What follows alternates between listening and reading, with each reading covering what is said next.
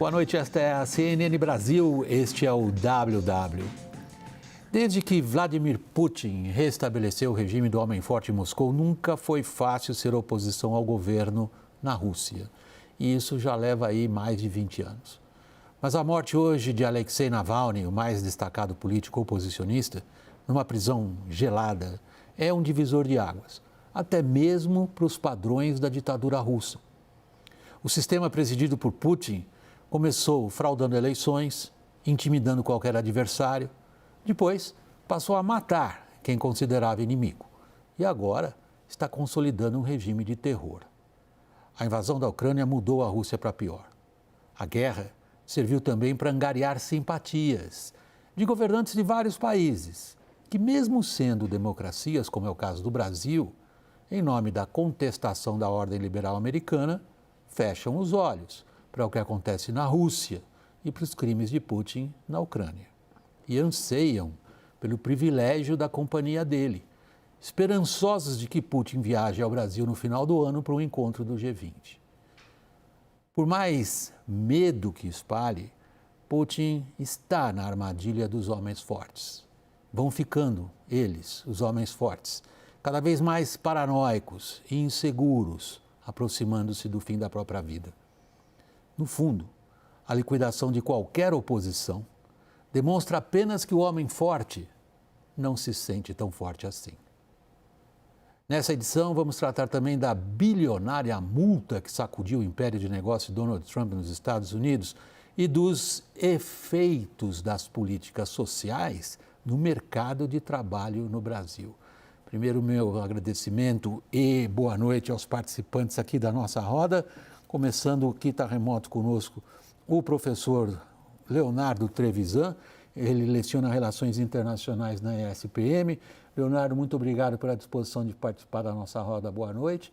Conosco aqui também, Lourival Santana. Meu boa noite ao meu colega.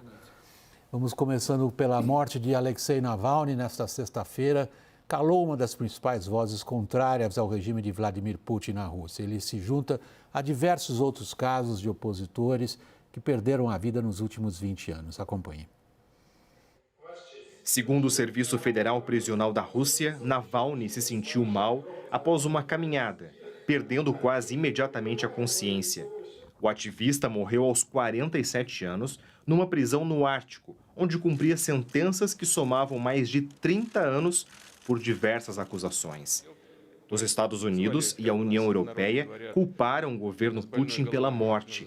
O presidente norte-americano Joe Biden acusou diretamente o líder russo. Make no mistake, Putin is responsible for Navalny's death. Putin is responsible. What has happened to Navalny is yet more proof of Putin's brutality. Já o secretário-geral da OTAN, Jens Stoltenberg, exigiu que a Rússia esclareça as circunstâncias do ocorrido. A presidente da Comissão Europeia, Ursula von der Leyen, disse que a única coisa que Putin teme é a dissidência do seu próprio povo, que este é o lembrete sombrio do que o líder russo e o seu regime são. Navalny denunciou casos de corrupção dentro do Kremlin e contra grandes empresas russas, e comandou alguns dos maiores protestos contra o governo de Putin nos últimos anos. Em 2018, chegou a anunciar sua candidatura à presidência. Porém, a Comissão Eleitoral Central da Rússia informou que ele não poderia concorrer devido a uma condenação na justiça. À época, ele já era alvo de diversos inquéritos. Em 2020, Navalny sofreu uma tentativa de envenenamento durante um voo e chegou a ficar em coma por conta do ocorrido. Ele acusou Putin pela tentativa de assassinato. Navalny foi preso em 2021, assim que retornou à Rússia, após meses de tratamento na Alemanha. A defesa do ativista alega que a prisão foi por motivação política. Ao longo dos anos, acumulou uma série de condenações. As mais recentes delas, em agosto do ano passado, quando foi condenado por extremismo, recebendo sentença de 19 anos de prisão. No final de 2023, as preocupações com a saúde de Navalny aumentaram, após ele ser transferido para a colônia penal no norte do Círculo Polar Ártico, onde acabou morrendo. O ativista denunciou a um tribunal que tinha apenas jornais para se proteger das temperaturas que chegavam a 32 graus negativos e que passava fome, tendo apenas 10 minutos no dia para se alimentar. É sempre bom a gente dar uma espiada na linha do tempo. Desde que Putin assumiu o controle da Rússia há mais de 20 anos, vem se acumulando as mortes misteriosas de opositores. Vamos à linha do tempo de alguns desses casos. 2006, jornalista e ativista Anna Politkovskaya criticava a guerra da Rússia na Chechênia, foi baleada na entrada do prédio dela. No mesmo ano, 2006, o ex-agente Alexander Litvinenko foi envenenado com polônio num bar de um hotel, e isso já foi em Londres. Em 2008, o advogado Sergei Magnitsky morreu com sinais de espancamento numa prisão. Ele ajudou a provar o envolvimento de funcionários do governo russo num esquema de fraude fiscal. 2012, financista Alexander Perepelnitsky, acho que eu pronunciei errado, mas vai assim, morreu repentinamente enquanto corria, teria sido envenenado. Perepelnitsky atuava em investigações de lavagem de dinheiro. 2013, o oligarca Boris Berezovsky foi encontrado morto no banheiro da casa dele no Reino Unido com uma corda no pescoço. Era crítico do governo Putin, tinha passado por inúmeras tentativas de assassinato, entre elas uma bomba que arrancou a cabeça do chofer dele. Em 2015, o líder da oposição Boris Nemtsov foi morto a tiros. Estava caminhando perto dos muros do Kremlin, isso bem no centro de Moscou. Em 2023, o general Gennady Lopirev morreu sob custódia após, aspas, ter adoecido rapidamente, aspas. Ele era apontado como guardião dos segredos da construção de um palácio de Putin no Mar Negro. Em agosto do ano passado, Yevgeny Prigozhin, chefe do grupo mercenário Wagner, morreu na explosão do avião em que ele viajava. 2 meses antes, Prigozhin organizara uma rebelião contra o Kremlin. Leonardo Trevisan, novamente nosso boa noite. Não há muitas ilusões quanto ao caráter do regime. A pergunta que se faz do ponto de vista político é: quão firme esse regime está? Bom, boa noite, William, boa noite, Lorival, né? Boa noite a todos que nos escutam. Né? Quão firme esse regime está. Né? Você fez uma abertura do programa comentando exatamente o que eu penso, né? Sobre os regimes fortes. Regimes fortes, eles parecem aquelas empresas em que, quando você não vê o diretor por todos os lados, é a hora em que ele efetivamente está. Se você vê todos temendo o diretor, né, é porque alguma coisa está errada. É exatamente isso. Não há dúvida nenhuma que, se nós fôssemos buscar um adjetivo para tentarmos entender a estrutura de poder na Rússia, ela está, para usar a expressão que está muito em voga, fossilizada, né? Tá algo que está calcificado em torno da figura do Putin. Claro que há uma tentação da gente de imaginar que isso é do Putin, cuidado. Né? Isso é antigo na Rússia, bem antigo, é secular, né? Não é nada novo. Né? Pouco importa se foi comunismo ou não comunismo, o problema era o mesmo. Né? Mas você fez bem de lembrar esse período, porque a gente tem que pensar um pouquinho em Stalin, né? E no fim. Né? Stalin, no fim, não matava mais só os seus opositores, ele matava até as suas equipes médicas. Né? Nós estamos chegando cada vez mais perto dessa realidade. Né?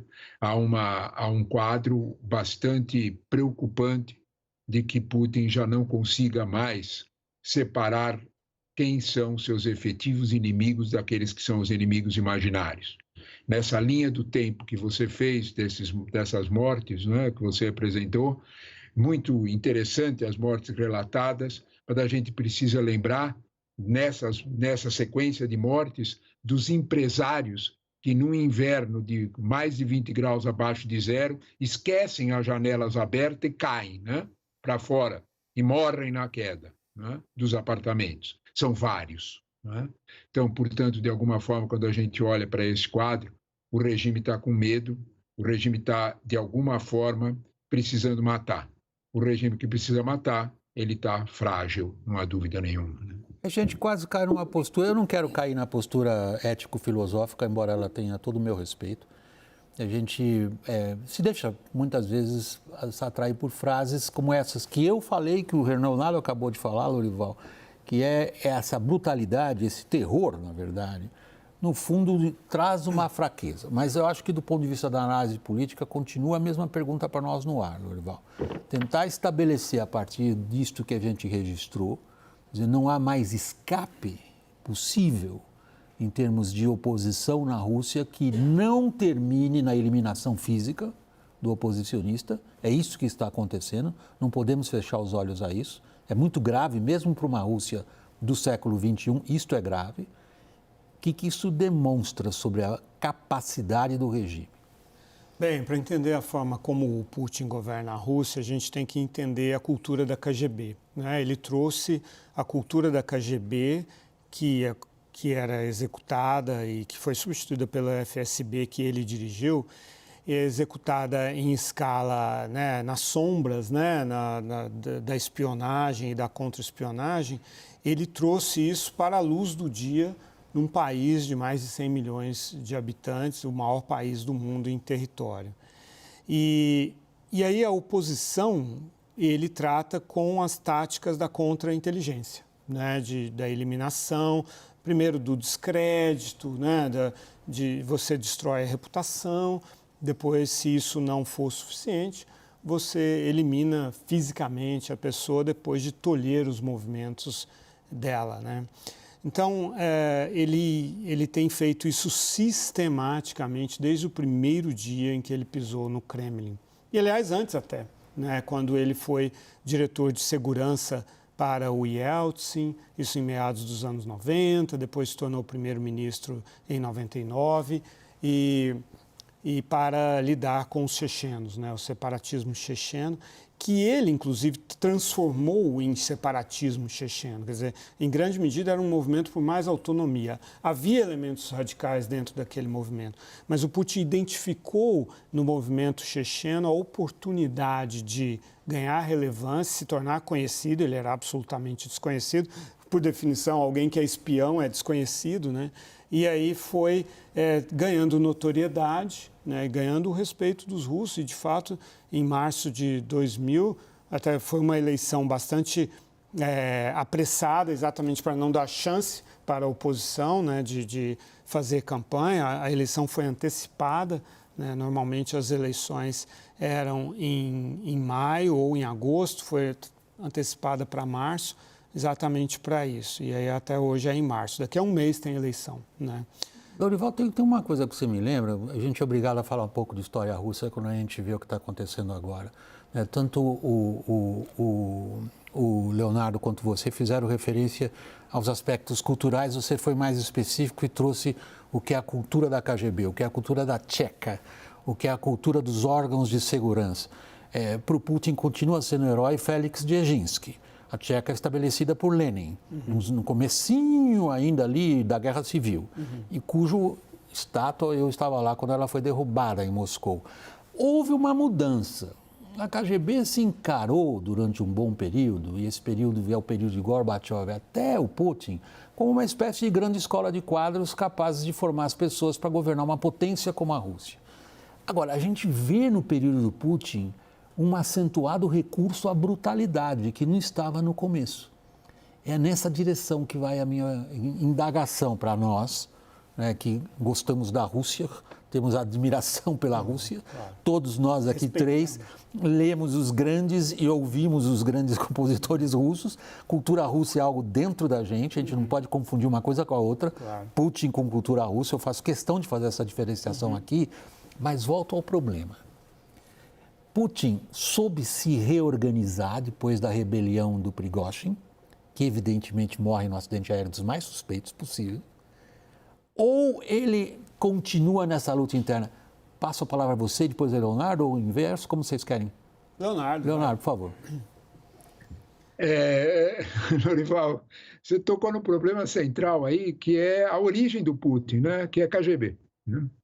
Mas eu penso, sabe, que nós temos uma questão para resolver, né? Que é, ele faz assim, o levante militar do Prigozhin, ele escancara uma realidade, né? Ele foi decidido, né? Entre aspas, né? Com o acordo entre os generais, é só pensar no Surovikin, que foi, de alguma forma, preso, foi o único preso, mas ele era herói até o mês anterior, né? O quanto tinha contaminado a dinâmica de poder, o quanto o exército estava contaminado, mas a gente vai tocar num ponto que eu acho que é central para a gente pensar o governo Putin. O governo Putin é algo mais do que uma autocracia, né? Ele tem os amigos do rei que fazem fortuna. Ele tem, de alguma forma, uma quantidade de pessoas próximas que enriquecem com rapidez. Se nós olharmos com alguma calma a questão do levante do grupo Wagner, nós vamos descobrir qual é o perfil dessa oposição. Aqui entre nós, a gente poderia dizer, numa expressão muito nossa, que é briga de quadrilha. Qual das quadrilhas vai ter, de alguma forma, o controle? Vamos lembrar do grupo do Prigozhin? Acho que vale a pena. A gente olha para a briga do grupo Wagner e nós vamos ver um acerto de contas após Bakhmut, aquele moedor de carne na guerra da Ucrânia, entre o que era o fornecimento de equipamentos pelo Ministério da Defesa, leia-se Sergei Shoigu, que é o ministro da Defesa, e toda uma hierarquia de pessoas que faziam essa sequência de corrupção com armamento do exército. E aquilo que era a realidade em torno do grupo Wagner, que também fazia isso. Vamos lembrar um pouquinho quem é Prigozhin? Prigozhin era o cozinheiro do Putin, que depois virou, de alguma forma, aquele que prestava a alimentação dos presídios, depois das escolas, um negócio... Espera um pouco, nós estamos falando de um governo ou nós estamos falando de uma sequência de feudos econômicos? Olha, você faz uma boa lembrança. Para isso, nós temos muita dúvida sobre quem é que efetivamente e como Putin exerce o poder. As operações da KGB, Leonardo, isso é conhecido da literatura, tinham vários departamentos e o departamento do qual vem o Putin era a organização da KGB dedicada a obter os materiais, tecnologias e contratos ocidentais que estavam sob sanção. Então, era o departamento da KGB que tinha as melhores conexões com o contrabando internacional, de todo tipo de coisa. Para fechar os parênteses, quero passar a palavra para o Lorival. Lorival, numa das suas participações agora há pouco nos nossos telejornais, você lembrou uma coincidência de fatos que achamos que é coincidência, né, Lorival? Não sei, a gente não sabe. A KGB sempre ensinou a gente, nunca exclua o que você não sabe. É como eles operam é assim. Então, você lembrou a coincidência do que aconteceu hoje nessa prisão e o que está acontecendo em Munique, na Conferência Internacional de Segurança, que é, nesta fase do ano, todo ano, o principal encontro dos representantes da Aliança Militar Ocidental. Que recado foi dado? Exatamente, quer dizer, o Putin, como na KGB, sempre há essa questão informacional, né? Você trabalhar e ganhar a iniciativa e deter a iniciativa do ecossistema informacional. E essa conferência de Munique estava pautada para ser uma mobilização, como já foi a reunião da OTAN recente, para fazer frente a essa ameaça, né, do Donald Trump de esvaziar a OTAN, os compromissos dos Estados Unidos com seus aliados de defesa mútua. E isso não é só com a Europa, mas também com a Ásia, né, e Pacífico, a Austrália, a Coreia do Sul, o Japão e assim por diante, Taiwan. E então e aí nesse contexto a Rússia ficaria numa situação defensiva. Então o que o Putin faz? Essa é uma hipótese, né? Claro que a gente não tem uma comprovação de que foi isso que passou pela cabeça do Putin, que efetivamente o dia foi escolhido nesse sentido, mas o efeito é esse. Quer dizer, a gente pode observar o efeito do que aconteceu hoje. E o efeito foi esse, quer dizer, a notícia chegou cedinho, hora de Munique, né? E dominou o dia, né? A Yulia, mulher do Navalny, né? Yulia Navalnaya, com uma firmeza extraordinária, né? Absolutamente não sei como ela conseguiu ficar de pé daquele jeito, diante de todo aquele monte de câmera. Recebeu a notícia, chegou e veio e fez uma declaração em russo, né? Dizendo que a notícia era do Estado russo, portanto não era confiável, não se sabia se era exatamente isso, mas se for, é absolutamente responsabilidade do Putin, assim por diante. Eu queria só fazer uma observação sobre o Grupo Wagner. O Grupo Wagner, aí dentro dessa análise do Leonardo, né, de ser um Estado mafioso, a Rússia é um Estado mafioso, né? O Grupo Wagner, ele era tão importante para a estratégia do Putin, nesse contexto também que você coloca do contrabando, né, da substituição de importações, de desviar-se das sanções e tudo isso, que ele foi imediatamente substituído, né? Já existe uma nova organização chamada Africa Corps, com elementos do Grupo Wagner, aqueles nos quais o Putin ainda confia, para continuar fazendo esse trabalho de vender segurança para ditadores africanos, né, e de... Ao mesmo tempo, explorar seus recursos naturais. Exato. Eu ia dizer roubar, você diz explorar, mas Não, nesse explorar mesmo... com os duplos sentidos. Nesse mesmo sentido, exato, de explorar a madeira, o ouro, o diamante, o urânio, que a Rússia precisa, e todas essas matérias-primas em troca dessa venda de segurança. Mas o Grupo Wagner, ou Africa Corps, é só um aspecto, né, de toda uma estrutura mafiosa e feudal que sustenta econômica e politicamente o regime. Leonardo, o Lorival agora, na intervenção dele mais recente na nossa conversa, leva a nossa atenção um pouco para o cenário internacional, em função da eleição americana, em função das últimas declarações do candidato, que é provavelmente candidato republicano, Donald Trump, a gente assume que seja ele, e em função da capacidade ou não que os europeus têm de fazer frente ao que parece ser um vento frio muito forte na direção deles. Com esse evento hoje, da liquidação física, posso dizer neste momento, da última voz expressiva de oposição política na Rússia, isso sugere para você, quem sabe, uma mudança de clima dentro da Aliança Ocidental? Essa pergunta ela é interessante porque ela parte do pressuposto, né, de que a tarefa de se defender da Rússia não é mais dos Estados Unidos em conjunto com a Europa, é exclusivamente da Europa, né? Esse é o medo, né? Talvez a gente tenha que observar os movimentos na Europa com um pouco mais de cautela, né? Sabe, William, eu temo que a morte do Navalny ela não tenha no interior da Rússia a dimensão que a gente tem fora da Rússia. O Instituto Levada, que todos nós conhecemos, é reconhecido por vários think tanks internacionais, reconhecido por universidades como uma entidade independente, assegura, né, que na Rússia hoje 80% dos eleitores vão votar no Putin. A dúvida deles é entre 80% e 85%. Essa situação leva a gente a fazer uma pergunta concreta, né? Quem ameaça Putin? Efetivamente, qual é a ameaça possível interna para o regime de Putin? A briga das quadrilhas é uma ameaça real, como mostrou o Grupo Wagner com o ministro da Defesa, com Shoigu.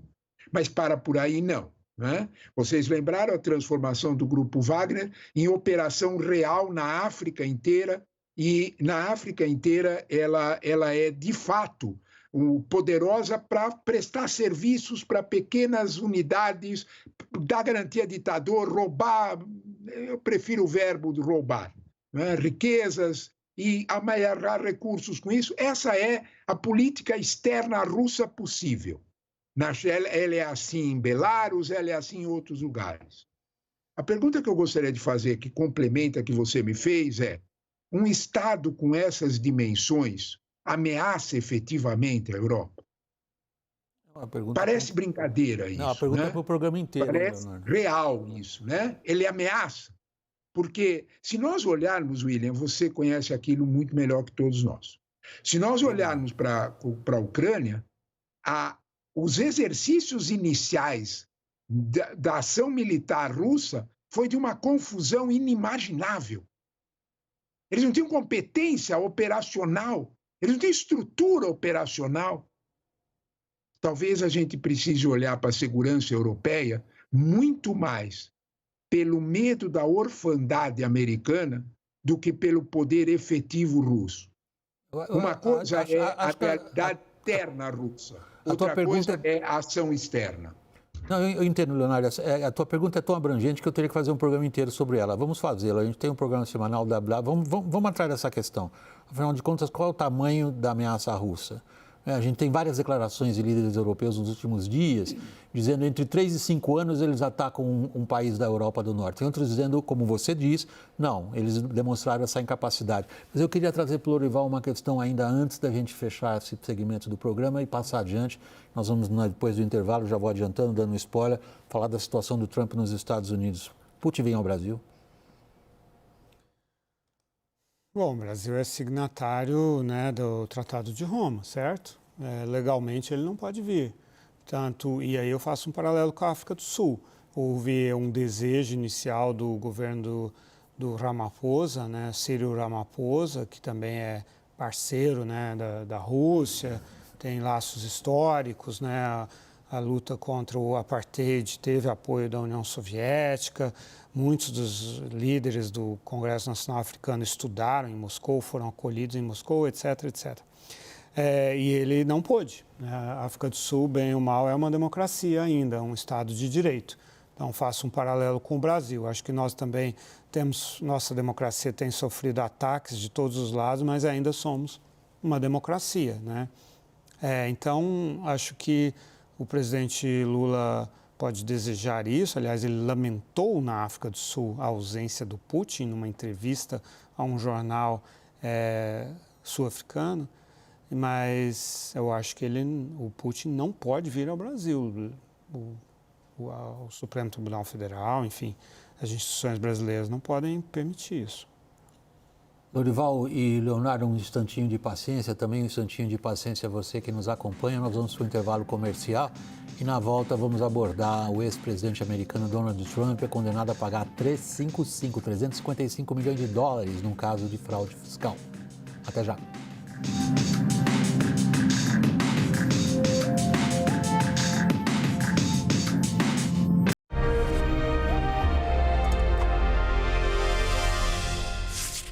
Está voltando do intervalo e se ocupando de assuntos internacionais agora no nosso segundo segmento. Nossa proposta agora é tratar do ex-presidente dos Estados Unidos, Donald Trump. Ele foi hoje condenado por um juiz em Nova York a pagar uma multa de 355 milhões de dólares. Isso dá ali em torno, na taxa de hoje, 1,7 bilhões de reais. É um caso de fraude fiscal. Confira na reportagem. A ação movida pela Procuradoria-Geral de Nova York acusou o ex-presidente de inflar o próprio patrimônio em mais de 3 bilhões e meio de dólares por ano durante uma década, com o objetivo de garantir melhores condições de empréstimos. Outros 2 filhos de Trump também foram condenados no caso. A decisão coloca em risco o império imobiliário do ex-presidente. O juiz também proibiu o republicano de ocupar cargos como executivo e diretor de qualquer empresa ou outra entidade legal de Nova York por um período de 3 anos. O caso na justiça é mais um entre muitos que Trump enfrenta em meio à campanha eleitoral americana. O ex-presidente é favorito na corrida para a Casa Branca. Leonardo e Lorival, eu tenho a mesma indagação, faço a mim mesmo. Queria ver como é que vocês consideram essa indagação. Começando por você, Leonardo, nosso convidado, logo em seguida passo a palavra ao Lorival, eu já vi que é a mesma questão. Aparentemente nada cola no Trump. Nem mesmo, no caso aí, é difícil ele falar com uma perseguição política porque ele fez um truque sujo de homem de negócio que torna qualquer um detestável em qualquer lugar, que é o seguinte: engano quem vai me dar dinheiro emprestado, dizendo que eu tenho mais do que tenho para ter condições melhores de empréstimo. E a defesa dele diz o seguinte: enganei, mas não prejudiquei, porque eu paguei o que eu devia aos meus credores. Agora, aí afeta um elemento central da imagem que ele sempre projetou, de ser um homem de negócio muito bem sucedido, capaz, portanto, de tocar a economia americana melhor do que o presidente atual. Pega, cola ou não? William, essa é a pergunta talvez de $1 bilhão, não de 1 milhão, né? Sem dúvida nenhuma pega, né?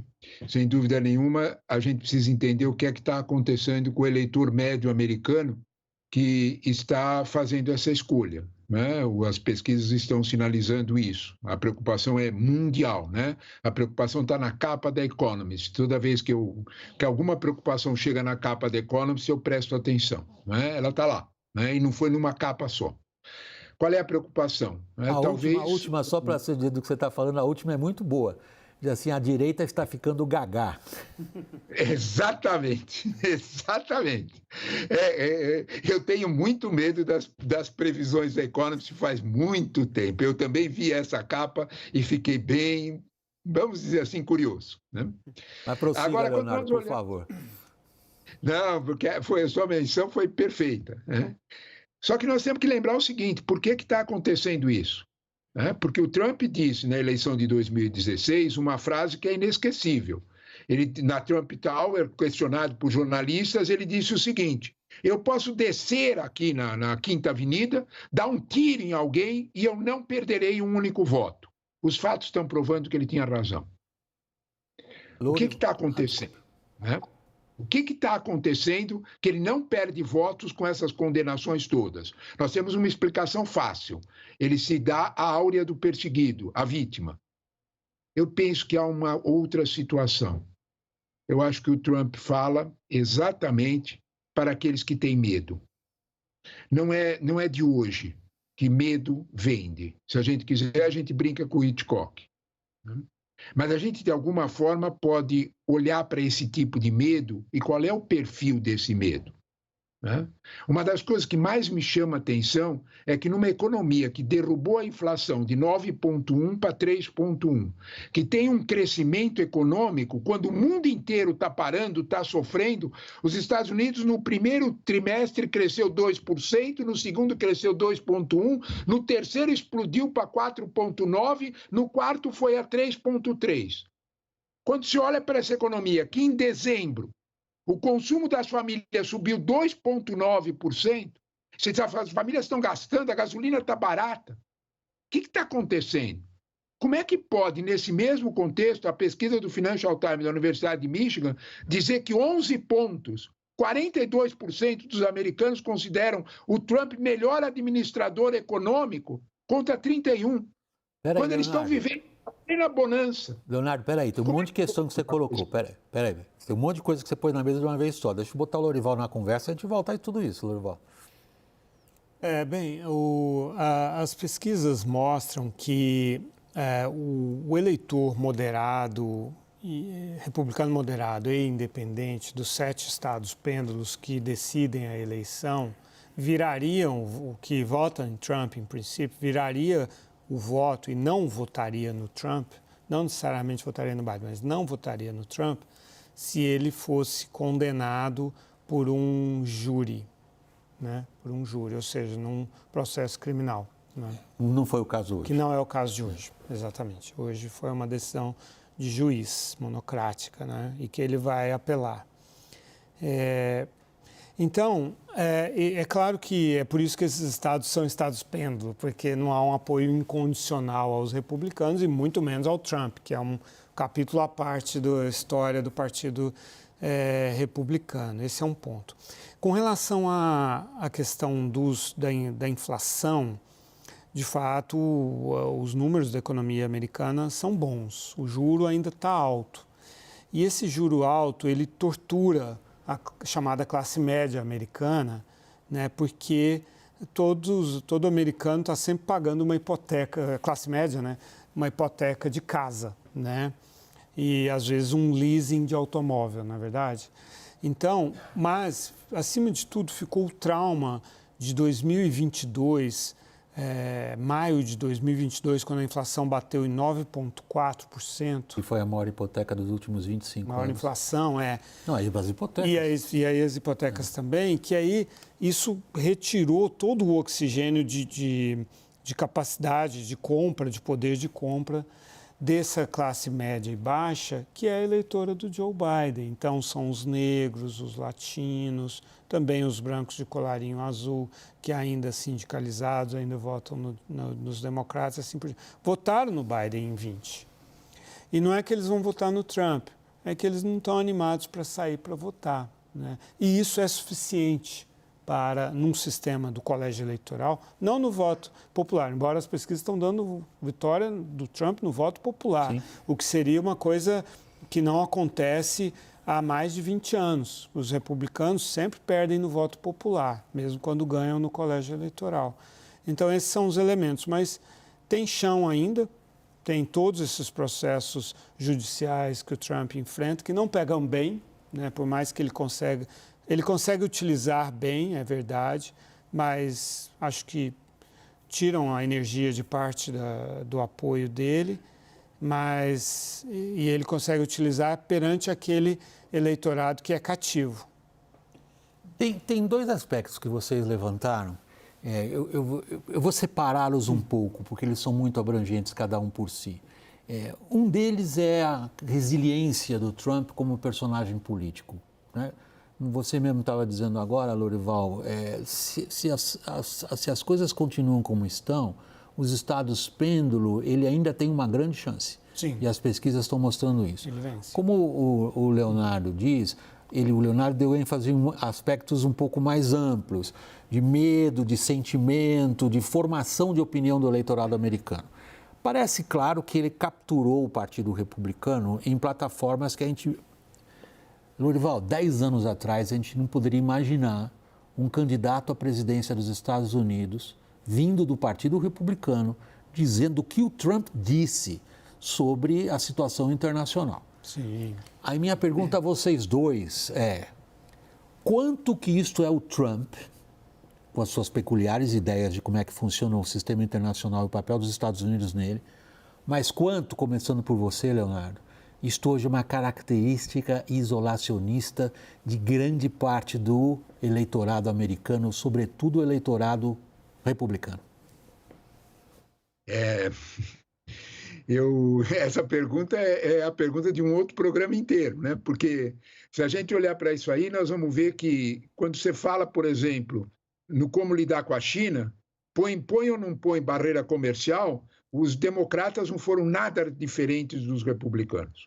Quando a gente fala de como lidar com a Europa, de como colocar a Europa no seu lugar e lembrar para a Europa quem é que ganhou a Segunda Guerra Mundial, os democratas não foram em nada diferente dos republicanos.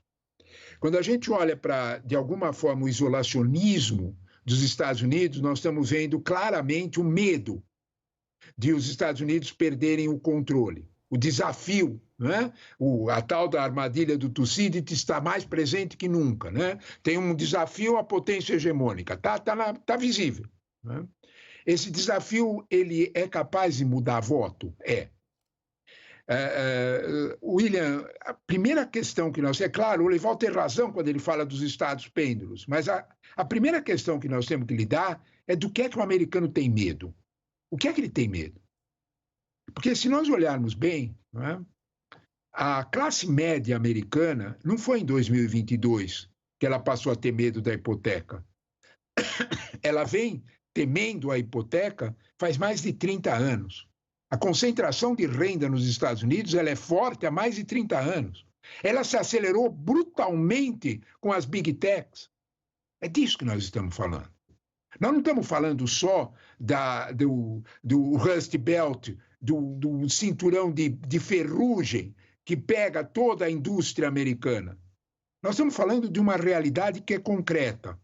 Hoje, a China perdeu a sua posição de maior exportador. O México passou na frente. Vamos olhar quem é o México? E nós vamos ver um monte de fábrica chinesa remontada no México e vendendo para os Estados Unidos. Meu Deus do céu! Do que nós estamos falando? Não adianta nearshoring, não adianta trazer para perto porque o chinês vem junto. É desse medo que nós estamos falando. Agora, tem outro lado aí, Leonardo, eu quero provocar o Lorival nisso. Quer dizer, parte do teu raciocínio leva a gente a ver a seguinte situação, Lorival. Vermelhos e azuis não se enxergam mais como membros da mesma comunidade nos Estados Unidos. Quer dizer, pertencer a um determinado grupo político exclui o outro, o que é razoavelmente, eu vou dizer, novo entre aspas, porque a gente já viu isso nas duas últimas eleições, mas parece se agravar e parece trabalhar a favor do Trump. A ideia de que quem é cristão, quem tem valores de família, quem é patriota, necessariamente tem que votar no Trump, porque os valores cristãos do patriotismo e da comunidade estão ameaçados pela esquerda, pela imigração e por todas as políticas identitárias, que é a chamada guerra cultural. E ela está favorecendo o Trump? Isso foi desenvolvido pelo Newt Gingrich, né, quando ele estava na Câmara nos anos 90, e ele é assessor do Trump, ele é conselheiro do Trump. Né? É um velho personagem. É a realização das teorias do Newt Gingrich, que significa o seguinte: você não precisa ter a maioria, você só tem que capturar, sendo uma minoria tão radical que você não tem como ser maioria, mas você é tão radical que você consegue sequestrar a maioria do próprio partido. Não estou falando do democrata, do republicano. E eles estão pondo isso em prática com muito sucesso, né? Então, Mike Johnson, que é o presidente da Câmara, ele representa uma pequena minoria da bancada republicana. No entanto, ele consegue dar um checkmate na própria bancada e aí, com a ajuda dos democratas, inclusive, porque os democratas percebem que isso é autodestrutivo nos republicanos, ajudam a derrubar o Kevin McCarthy, e que tinha feito imensas concessões a essa minoria, mas nunca, é claro, o cara nunca está satisfeito, ele sente o sangue, é o tubarão que sente o sangue na água, né? Então, essa tecnologia desenvolvida pelo Trump está dando enormes dividendos e se aplica também às primárias. Ele tem ali 1/3 dos filiados, mas ele consegue condensar o poder de tal maneira. E aí tem o uso também das armas assimétricas, né? De você destruir a reputação, você ameaçar de morte, ameaça a família, distribui o telefone da pessoa, divulga o endereço, onde os filhos da pessoa estudam, a tal ponto de intimidar as pessoas de tal forma que as pessoas vão se aposentando, vão desistindo de continuar na política. Deixa eu propor a vocês dois o seguinte, a gente falou bastante do Trump e o Joe Biden. Vamos dar uma espiada no outro lado do espectro. Ele foi bastante... Deixa eu procurar um verbo bom para descrever. Ele está no centro de uma discussão grande no fundo, sobre a capacidade dele mental de conduzir o país diante da idade. A discussão foi muito forte alguns dias atrás, amainou um pouquinho. A pergunta ela acabou com as chances dele? Comigo? Não sei se o Lorival quer responder, mas eu acho que não. Eu acho que não. Eu acho que o presidente Biden, ele reúne uma quantidade, ele tem um patrimônio de habilidades para falar com o eleitor médio americano que é desconhecido. Eu costumo brincar que o Biden é um bom observador da atuação do James Stewart. Ninguém mais lembra quem é James Stewart, não é? É aquele americano médio, aquela figura clássica, não é? Que de alguma forma representa bem os Estados Unidos, aqueles Estados Unidos que tem colarinho branco ou colarinho azul, mas acredita em algumas coisas. William, você resumiu bem quando você falou um problema cultural, a questão das identidades, o medo da imigração, o medo da tecnologia, o medo de perder meu emprego. Não, é o medo do meu mundo que eu acredito está se esvanecendo. Eu acho que a questão da memória ficou tão esvaziada quando ele vai com um megafone na frente de uma greve de operários que querem melhores salários. Ele fala como nunca. É hollywoodiana essa decisão, mas isso fica na cabeça do eleitor. De alguma forma, Biden conversa com esse americano médio que não tem recurso para fazer grandes investimentos, mas tem direito a fazer sonhos. Biden conversa com eles e diz para eles: eu devolvo esse mundo para vocês. Se ele vai devolver ou não, isso é outra história. Em 2020, convenceu. Lorival, é essa a pergunta, Lorival, para nós analistas políticos, quais as chances do Biden? Bem, depois... Para a gente fechar esse pedaço. Rapidamente, depois do relatório... Não precisa ser tão rápido, mas é só para fechar. Tá. Depois do relatório do Robert Hur, que é o procurador especial que questionou a capacidade mental do Biden, e, ao mesmo tempo que o isentou de crime na questão dos documentos sigilosos encontrados na casa dele, teve uma nova pesquisa do Ipsos para a Reuters, que deu vantagem de 37% para o Trump contra 34% para o Biden, que é uma redução da margem de vantagem do Trump. A pesquisa anterior era de 6 pontos de vantagem, caiu para 3 pontos, o que cai dentro da margem de erro. Isso em voto popular, que não é o que decide a eleição, todos sabemos. Mas só para dizer, então, que aquele ataque reputacional bastante pesado que o procurador especial, que aliás nomeado pelo Trump como juiz e tudo isso, mas que o Departamento de Justiça democrata quis colocá-lo para provar a isenção do processo, depois desse ataque fortíssimo, o Biden teve uma melhora na pesquisa. Então, nem tudo está perdido para o Biden. Muito obrigado, Lorival, pela participação aqui na roda, como sempre, muito bem-vindo. Meu muito obrigado também, meu agradecimento ao professor de Relações Internacionais da ESPM, Leonardo Trevisan. Boa noite, Leonardo. Boa noite, William. Boa noite, Lorival. Boa noite a todos que nos escutam. Obrigado a você também. Boa noite, Lorival. A gente vai trocar de assunto, o nosso time muda também para o próximo segmento. O programa vai ser um pouco mais longo hoje. Um estudo relaciona o aumento de benefícios sociais à queda da oferta de mão de obra no mercado de trabalho. Até já.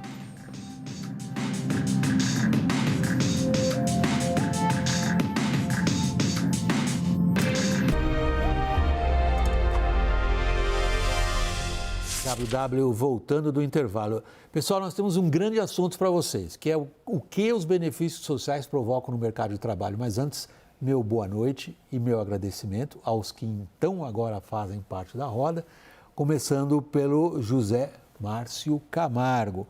José Márcio Camargo, muito obrigado pela participação. Ele é economista-chefe da Genial Investimentos. E boa noite, Zé Márcio. Boa noite, muito obrigado pelo convite, William. Temos aqui o Daniel Rittner, lá de Brasília, e a Thaís Hered, aqui do meu lado. Eu prometi para vocês que é um assunto importante e vai provocar muita discussão. Os benefícios sociais pagos a partir da pandemia tiveram um efeito colateral. Qual? 2 milhões de brasileiros deixaram o mercado de trabalho. Essa é uma das constatações, uma delas, porém muito forte, uma das constatações centrais de um estudo inédito, que o Zé Márcio vai nos explicar. Veja primeiro na reportagem.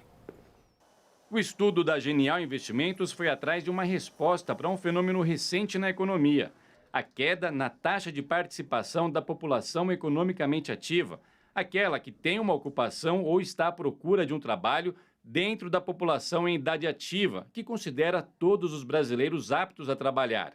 Os pesquisadores perceberam que essa redução coincide com o período da maior alta histórica do Bolsa Família.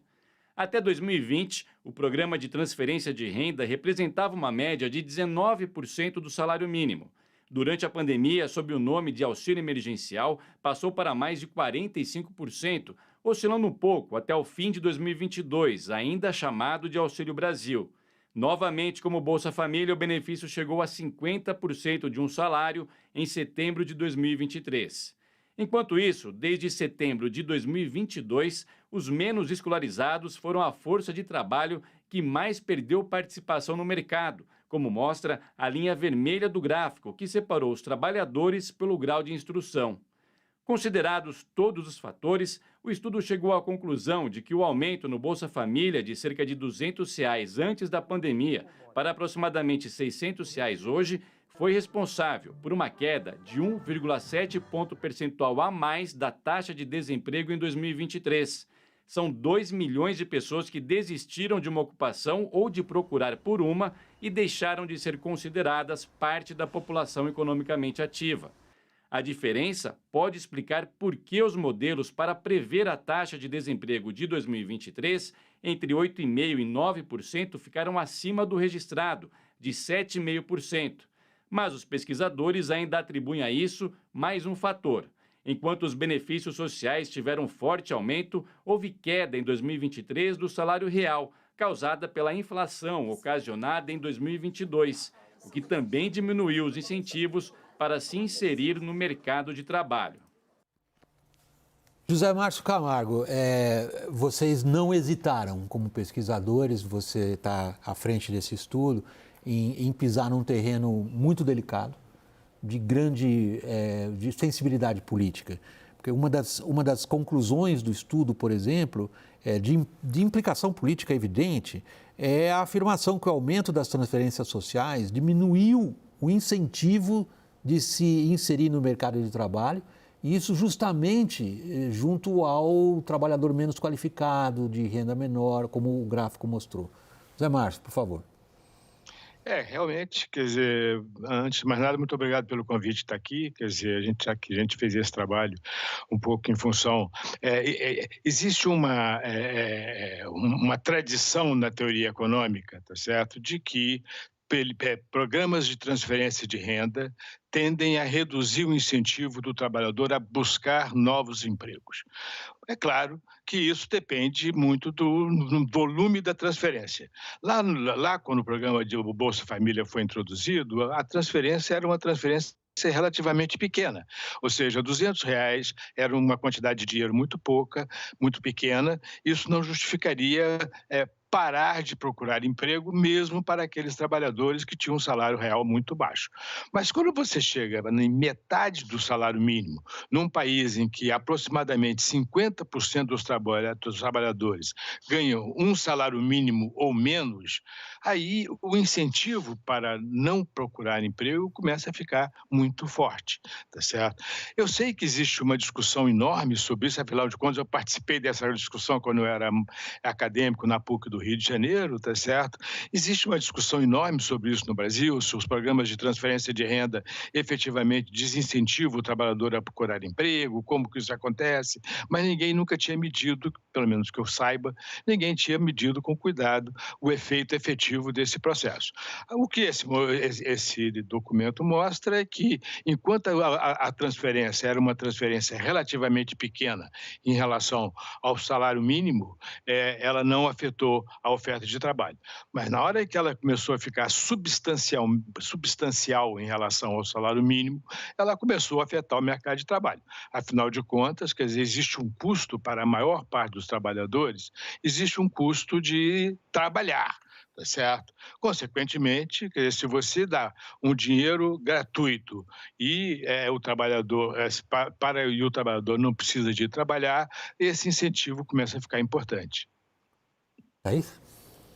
Zé Márcio, tem um ponto do debate econômico que a gente tem levantado aqui no WW constantemente, que é a preocupação com a produtividade. Fernando Veloso, da Fundação Getúlio Vargas, seu colega economista, tem chamado a atenção também para esse ponto, feito estudos recorrentes sobre ganhos, inclusive ganhos recentes de produtividade, tentando entender exatamente o que aconteceu. E vocês chamam a atenção também, vocês destacam essa preocupação do quanto essa escolha de deixar o mercado de trabalho pode custar em produtividade, em qualificação, em desatualização desse trabalhador, que pode fazer diferença na geração de riqueza e crescimento do país. Thaís, tem um ponto importante aí, quer dizer, a gente não discute isso no trabalho, mas um ponto importante é que esse efeito de fazer com que as pessoas desistam de entrar para o mercado de trabalho, ele é maior entre os mais jovens. Hoje mesmo teve uma pesquisa da PNAD, que a PNAD divulgou uma pesquisa mostrando exatamente quem é que... onde a taxa de participação não continua menor do que antes da pandemia? Exatamente entre os mais jovens, entre os trabalhadores de 14 a 30 anos. Os trabalhadores mais velhos, mais de 60 anos, a taxa de participação já atingiu o mesmo nível de antes da pandemia, ou seja, quando a transferência era R$200, tá certo? Quem está resistindo mais são os trabalhadores mais jovens, o que é muito ruim, porque, na verdade, isso é o futuro do Brasil, né? Quer dizer, são os trabalhadores mais jovens que são o futuro do Brasil. É aí que nós precisamos de ganhos de produtividade. E se o trabalhador não participa do mercado de trabalho, é mais uma razão para que a produtividade não cresça.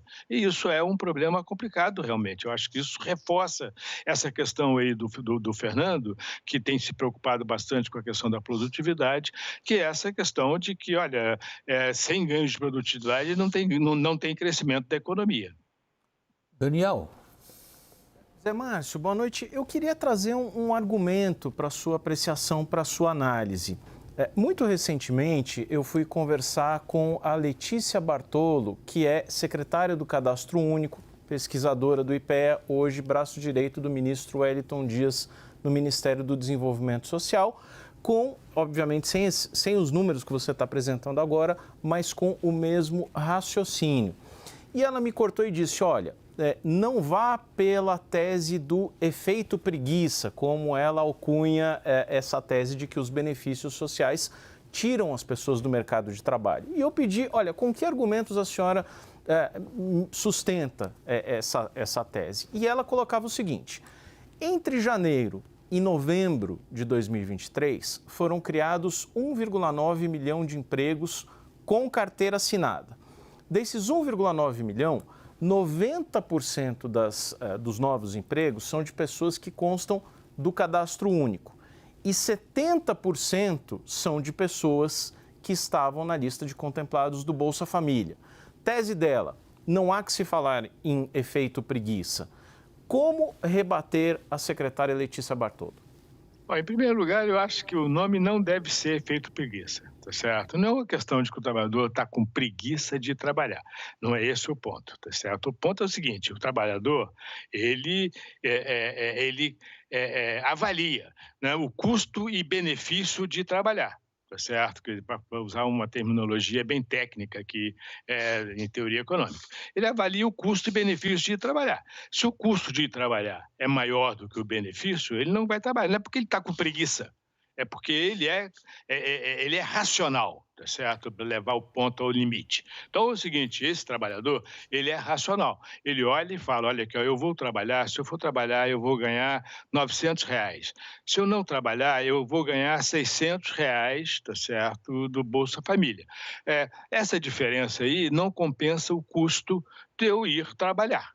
Então, ele prefere ganhar os R$600 e não ir trabalhar, tá certo? Porque se ele for trabalhar, ele vai perder o Bolsa Família. Então, esse é o ponto importante. Não é uma questão de preguiça. Preguiça, que ele fica parecendo que o trabalhador não quer trabalhar. Não.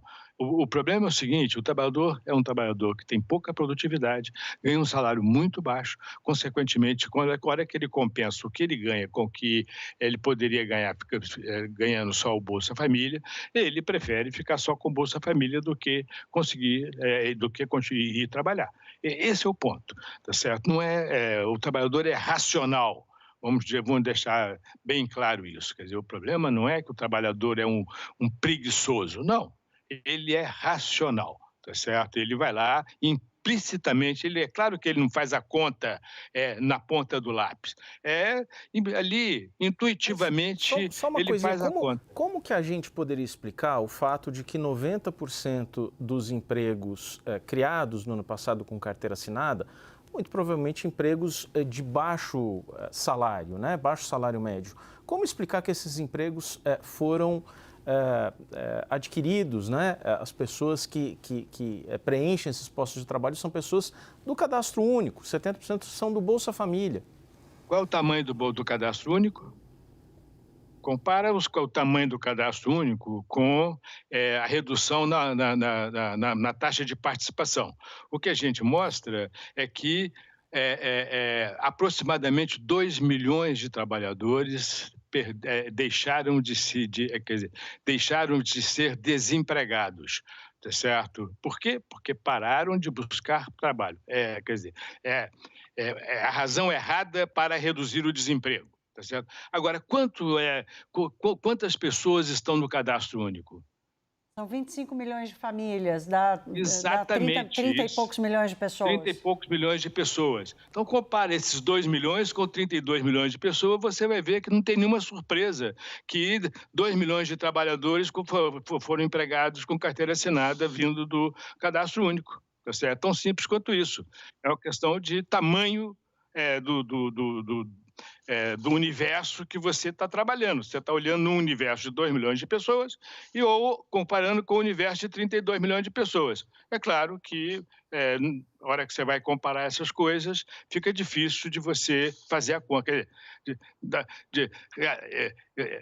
Assim que você responde essa pergunta que você acabou de me fazer, tá certo? É claro que pode ser 2 milhões num total de 32 milhões. Tudo bem. Zé Márcio, eu percebi e endosso, aliás, o seu esforço de escapar das polarizações políticas no Brasil quando você repudia essa expressão preguiça de trabalhar. Na verdade, o estudo não é um estudo para estigmatizar ninguém. Eu percebo a intenção de vocês, pesquisadores, de apontar algo. Agora, eu vou usar um adjetivo que não está no estudo, é meu, tá? Se você não gostar dele, você me critica imediatamente. É perverso o que vocês apontam. O que vocês apontam é que diminui a população economicamente ativa justamente a de baixa renda no mercado de trabalho. Para um país desigual, miserável e lutando contra injustiças sociais since ever, que é o nosso caso, o que vocês apontam, na verdade, é uma situação em que a gente, que não sou economista, não tenho nenhuma familiaridade com os recursos de econometria que vocês aplicaram nesse estudo, se pergunta, e agora? Bom, quer dizer, na verdade, eu tenho dito que a taxa de, quer dizer, esse efeito de redução da taxa de desemprego é um efeito que aconteceu pelas razões erradas. Né? Quer dizer, você gostaria de ter uma redução na taxa de desemprego porque você teve um aumento na população ocupada e uma queda na população desocupada. Então, esse é o ponto importante. Quer dizer, agora, qual é o resultado disso? Por um lado, quer dizer, você tem um ganho de bem-estar dessas pessoas que ganham Bolsa Família.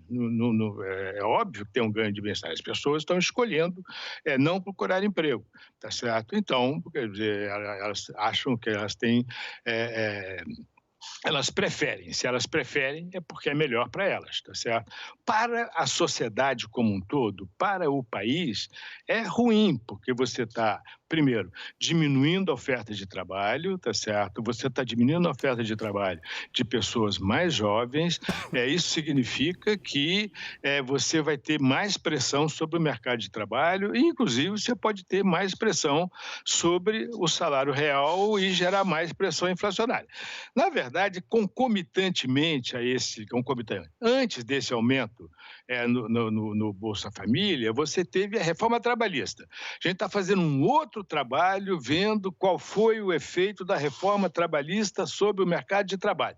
E aí os resultados são bem mais positivos. Então, eu vou deixar isso para outro programa, porque a gente não acabou ainda esse estudo. Mas o ponto importante aqui, tá certo, é o seguinte: em parte, esse efeito aí do aumento, da redução da taxa de participação, ele foi em parte compensado pela reforma trabalhista, que gerou alguns movimentos. Só dar um exemplo, uma redução de 30% no total de demandas na Justiça do Trabalho, tá certo? Então, esse é um outro ponto que eu acho que em algum momento a gente vai estar produzindo esse resultado e, no final das contas, quer dizer, eu concordo com você, William, no final das contas o que acontece, tá certo, é que a gente tem um produto potencial menor, porque a taxa de participação do trabalhador no mercado de trabalho diminuiu. Esse é que é o ponto importante. Nosso programa estendido foi avisado que está acabando o tempo. Vamos ser breves? Conseguimos? Não, eu ia só trazer um ponto aqui que eu acho que a gente vai receber também com exclusividade o estudo da reforma trabalhista do Zé Márcio. Ao vivo, direto e a cores. Já tô até comprometendo aqui, Zé Márcio. E aí nós vamos tratar com o Zé Márcio outros pontos importantes aqui, como é que a gente sai dessa armadilha sem promover uma perda de capacitação e de qualificação do trabalhador num mundo que vai se digitalizando e o Brasil já tem problemas de qualificação de mão de obra. Eu já planto essa semente aqui, você já está comprometido, Zé Márcio. Tá bom, vamos fazer outra conversa. Mas eu acho que, tem um ponto super importante. Acho que o Brasil tem um problema grave com essa questão da qualificação do trabalhador, que eu trabalhei com isso durante anos, então eu acho que esse é um ponto muito importante. José Márcio Camargo, economista-chefe da Genial Investimentos, nosso agradecimento profundo pela sua disposição em vir aqui discutir seu trabalho e nosso boa noite, Zé Márcio. Eu que agradeço, muito obrigado pelo convite, foi um prazer enorme estar aqui com vocês. Daniel Hittner, meu obrigado, bom fim de semana para você aí em Brasília, igualmente, Thaís, querida. Boa noite, bom fim de semana a todos vocês também, a nossa edição termina aqui, boa noite.